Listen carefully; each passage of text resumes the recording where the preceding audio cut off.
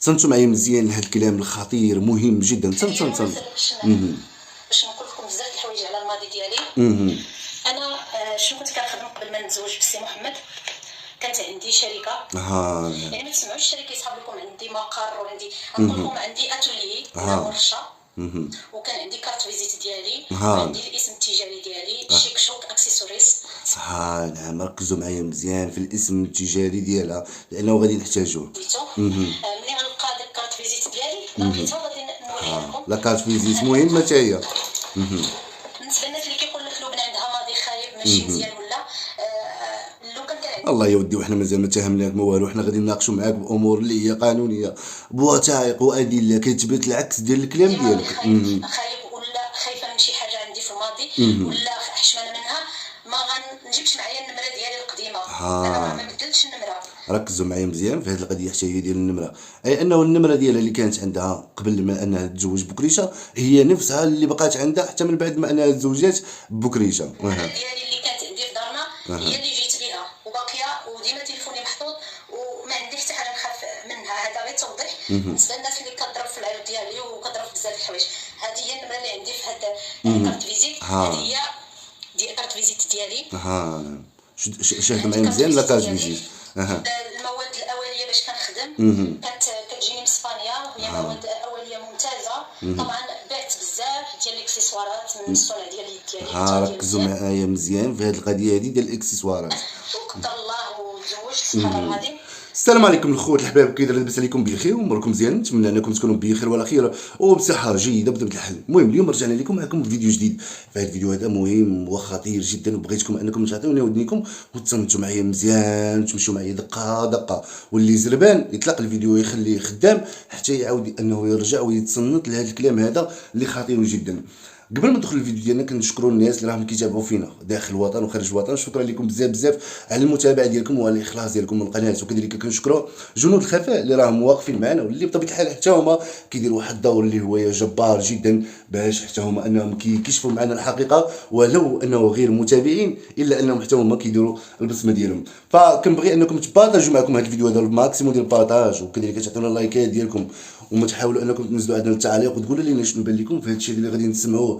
اكيد حتى نتوما غادي تصدموا كيف ما انه حتى انايا تصدمت. على العموم غادي نحاول انه نبسط لكم ونتكلم معكم ولا نبسط لكم كيما نقولوا حنا نمشيو معكم بالخشيبات.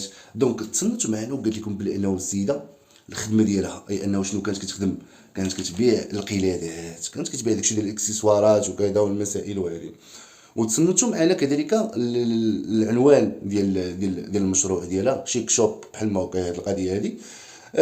وكانت دايره واحد الباج في الفيسبوك كتروج فيها هذوك المنتوجات ديالها، هذوك المنتوجات اللي كانت كتصوب كتروجهم في هذيك الباج في الفيسبوك. فهمتوني ولا لا؟ هادشي هذا قبل ما انها تتزوج بكريشه كانت كتخدم هذه الخدمه هذه. فالسيده من بعد ما انه يعني مشات كما نقولوا حنا الامور بحال ما هكا حنا ما عارفين حتى شي حاجه، مشات سيدي حتى دخل جنود من الجنود ديال الخفاء ديالنا، تحياتنا الجنود ديال الخفاء، دخلوا سيدي بالنمره ديالها اللي عندها دابا حاليا، قدروا انه يدخلوا للفيسبوك ديالها. المهم ملي دخلوا الفيسبوك ديالها انا غادي نشارك معكم، نتوما راكم غادي تكونوا هنا تشوفوا في الصور باش تعرفوا القصه. الا لاحظتوا معايا انه هنايا في الشاشه غادي يبان لكم واحد العنوان او غادي تبان لكم واحد التصويره ديال الفيسبوك ديالها، يعني ديال الفيسبوك ديالها غادي تبان لكم ديك الكيكه والحلوى واللعيبات، هذيك راه هي التصويره اللي كانت دايره هي في الفيسبوك ديالها حتى لهنا وما شاء الله. على العموم دونك هذه القضيه هذه انا غادي نحاول انه يعني في نفس الوقت انا كنشرح معكم وكنهضر معكم وفي نفس الوقت انه راه التصاور راه كيبانوا تمايا. المهم السيده كانت كتبيع داكشي ديال القلادات وكذا وداكشي ديال السناسل واللعيبات وهذه وهذا الشيء اللي كياكد الكلام ديالها، وكيأكد كذلك بانه هاد الباج هذه راه الباج ديالها، لانه راه بالنمره ديالها ما يمكنش انها غادي تخرج وتكذب وتقول لك بانه هذيك الباج راه ما دياليش، لانه هاد الباج هذه فيها النمره ديالها وفيها كذلك لا كارت فيزيت اللي وريتكم في الفيديو، كانت مصوراها وحاطاها في كما نقولوا حنا في هاد الباج ديال الفيسبوك. اللي بغى انه يشري وكذا كيتواصل معها. ما علينا حتى لهنايا ومزيان متفقين. المهم راه كما قلت لكم راه التصويره غادي نلقاو فيها واحد الحلوه ديال الكيكه، واحد الفريزه راه محطوطه تمايا، وفي الباج ديالها هادشي هذا قبل ما انها تزوج بكريشه، باش تعرفوا بلي انه هاد السيده هذه كانت متبعه هاد الناس هادو. غادي نلقاوها بلي انه هي كانت دايره يعني كانت مشتركه عند الداسره في الفيسبوك ديالها، في ولا كما نقولوا حنا في القناه ديالها في الفيسبوك، اي انه كانت مشتركه معها في الفيسبوك في القناه ديالها. هنا باش تاكدوا معنا بلي انه هاد السيده هذه راه كانت متبعه هاد الناس هادو. راه دابا لحد الان راه باقي ما فاجاتكمش، لانه مازال مفاجاه العظمى. ما علينا.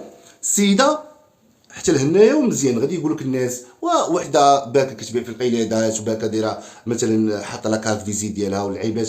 فين كاين المشكل؟ فين كاين المشكل وفين كاين العيب في هذه القضيه هذه؟ ها المشكل فين كاينه؟ في المشكل فين كاينه؟ القضيه فين توعصات. المهم هي بنفسها وبالكونت ديالها لقاوها انها داخله كما نقولوا حنايا في الوقيته اللي كان الحراك ديال الريف. وتحياتنا الناس ديال الريف اللي كانوا كيطالبوا كما نقولوا حنايا سميتو بحقوق اللي هي مشروعه وكذا، الا انه كانت بعض الانزلاقات وكانت بعض التفاوتات وكانت بعض الامور اللي هي خطيره كان انه يعني باغي يديروها من وراء هذيك القضيه هذيك. فكنلقاو انه سميتو كنلقاو انه البقه هي حتى هي بنفسها داخله كيما نقولوا لحد الباج وكاتبه هذيك الباج. يعني كيكون في واحد الباج كبيره، كاين فيسبوك وكاين باج اللي كتكون كبيره وكتستوعب عدد كبير ديال المتابعين، عكس سميتو. كنلقاوها بانها نزلات او صورات واحد سميتو واحد الكلام مكتوب في لاجوندا ديالها، وهذاك الكلام خطير جدا. بغيتكم تصنتوا ليه وتعطيوني ودنيكم، لانه هذا الشيء هذا كيمس بالبلاد ديالنا وكيمس بالوطن ديالنا. هي والمشكل فين كاين؟ هو انه هاد السيده هذه تكون متشبعه بهذا الكلام هذا، اذا راه غادي توصلوا للمتابعين ديالها بشويه بشويه، غادي تبدا تزرع فيهم هاد الافكار هادو. دونك غادي نقراو هاد الكلام اللي راه يعني جا على حساب اللسان ديالها، غادي نقراو. اكيد انكم حتى نتوما غادي تلقاو كلشي يعني راه في الشاشه عندكم. غادي ندخل دابا، انا كندخل هنايا في سميتو بلاتي عطينا واحد الدقيقه. غادي نحاول انه نقرا عليكم. المهم كاتبه في الكلام ديالها كتقول لك: فقدت نظارتي، لم اعد ارى بوضوح. هذه البقه اللي كاتبه بحال ما هكايا. ارتبك عندما يعاتبني صديق لانني مررت من قربه دون ان اراه. أصبحت مضحكة للغاية، لم أعد بإمكاني الاستمتاع بهذه الحياة. أصبحت رائحة هذا الوطن رائحة كريهة. واسمع معايا النويطة هذه الخطيرة جدا. قال لك سيدي: أصبحت رائحة هذا الوطن كريهة. وهذه البقة أنها كتقول هذا الكلام هذا. المشكل ديال حراك الريف هو انه كانوا كيطالبوا بحقوق اللي هي مشروعه. الناس باغيين سبيطارات، باغيين كذا، باغيين كذا، باغيين هذه، يعني كيطالب بحق ديالو. ولكن هذه راه كتهين الوطن ديالها اللي هو المغرب، كتهين فيه. هذه ماشي كطالب كتقول انا بغيت سبيطار او بغيت مستشفى او بغيت ملاعب للقرب ولا شي حاجه بحال هكا، لا.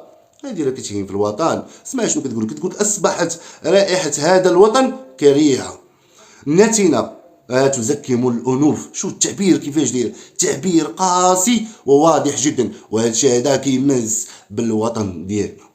نتنه تزكم الانوف، لم تعد يا وطني منبت الاحرار. اسمع اسمع اسمع اسمع اسمع اسمع.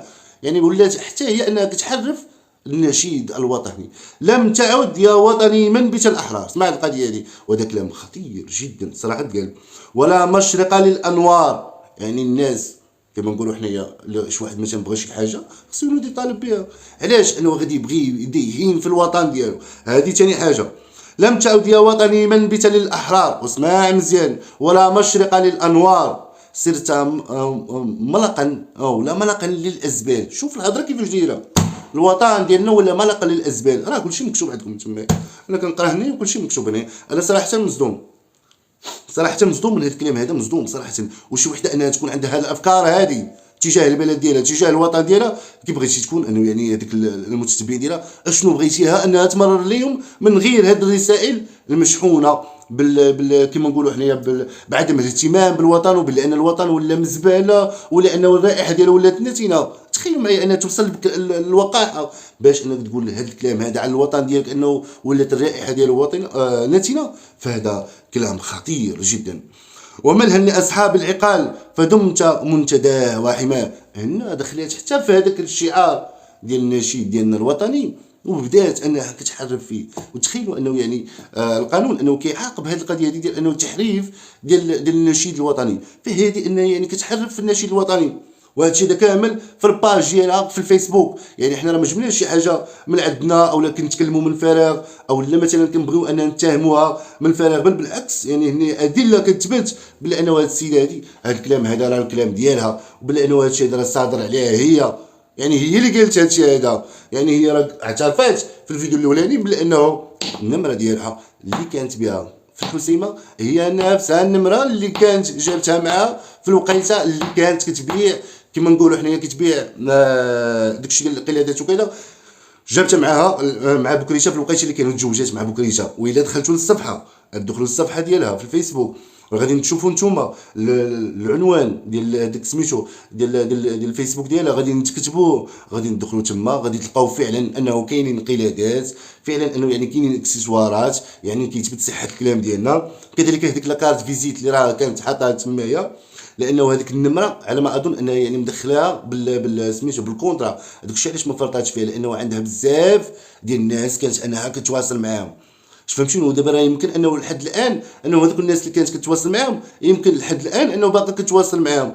راه هذاك الشيء علاش واقيلا انه كنشوفوها مره انها كتطلع الحسيمه كتطلع للريف، رغم انه الزوج ديالها مزوج وخاص ربما انه يعني المعقول والاجدر كيقول لك بانه السيده خاصها انها تحترم الغياب ديال الزوج ديالها، وخاصها انها تبقى في الدار وما تحاولش انها تبعد بزاف، تخرج مثلا تتغدى المسائل واللعيبات وكذا وترجع للدار ديالها حتى يخرج الزوج ديالها، وديك الساعه يمكن انها تسافر الا بغات انها تسافر. يعني ما تمشيش انها تسافر بوحدها لانه غادي يكسر القيل والقال. على العموم كنقول لك منها لاصحاب العقال فدمت منتدى وحماه وسرت في الاوطان للذل والهوان عنوان. شوف هذه القمه ديال الحقد، قمه ديال الكراهيه تجاه الوطن ديالها، تجاه البلد ديالها. دابا البلاد ديالها اللي تبارك الله وسط عم باهيه كتاكل من الخيرات ديالها ومشاربه واكله وتبارك الله الامن والامان في البلاد ديالنا. وهذا الشيء ده صراحه كيصدم بزاف. يعني حنا الحمد لله البلاد ديالنا أنها يعني بلاد من احسن البلدان، كنفتخروا بالبلاد ديالنا، وجميع البلدان كيفتخروا بالمغربي ديالنا، كيفتخروا بالمغرب ديالنا، كنفتخروا كذلك بالملك ديالنا. الناس كذلك انها كتفتخر بالملك ديالنا في مختلف البلدان انهم كيفتخروا بهذاك الملك ديالنا، كيفتخروا به. فكيفاش انه غادي تجي هي وغادي تكلم هذا الكلام هذا الخطير جدا، وهذا كيدل على انها حتى هي كانت متورطه في هذيك القضيه هذيك ديال حراك الريف بصراحه. يعني لانه جميع الادله كتثبت بانه هذا الشيء هذا راه كينطبق عليها. عذرا، يعني هذا الشيء كامل انه كينطبق عليها. حنا ما جبناش شي حاجه من عندنا.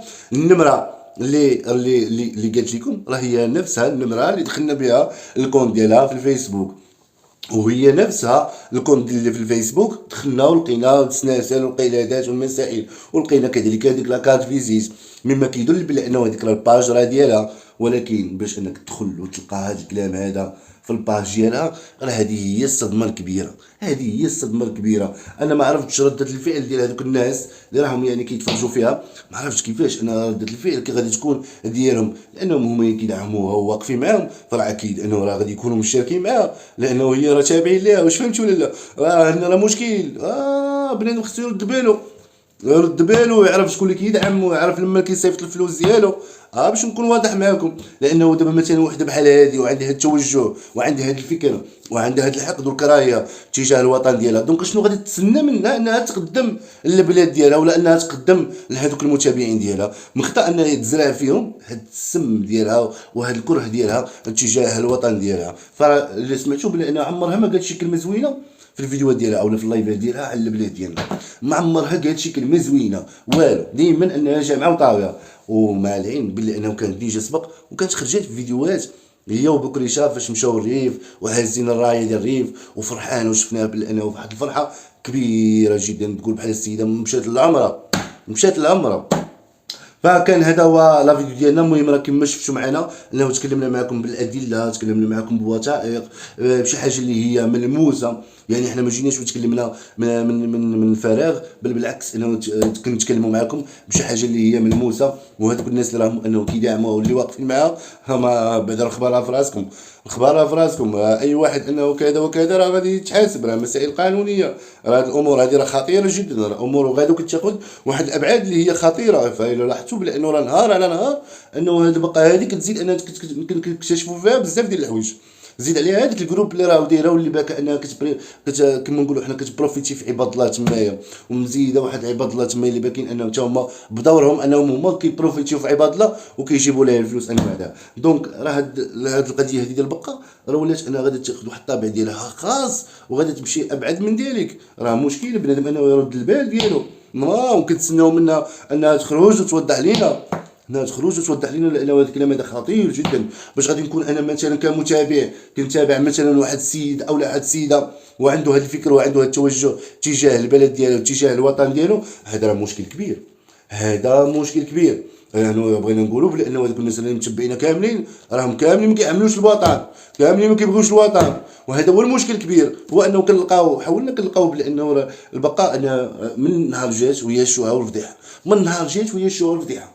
باغيين زعما غير نشوفوا شي حاجه زوينه، تقدم شي حاجه زوينه، ولا مثلا يعطيو واحد الصوره زوينه على البلاد ديالنا. ابدا كنلقاوهم غير الكوارث الشوهه والفضيحه. هذا باش تعرفوا بانه راه ما كيهمها لا بلاد، ما كيهمها لا وطن، ما كيهمها حتى شي حاجه. خليو لنا اللايكات ديالكم، التعليق ديالكم. كان معكم ايوب خوكم يحييكم، ضرب لكم موعد الحلقه ان شاء الله فيديو جديد، وقولوا لنا شنو بالكم في هذه القضيه. فانا بطبيعه الحال انا بحالكم مصدوم من هذه القضيه هذه، والله يسر والله يحد الباس. ولكن ما قلت لكم بان الامور غادا تاخذ ابعاد اللي هي خطيره جدا.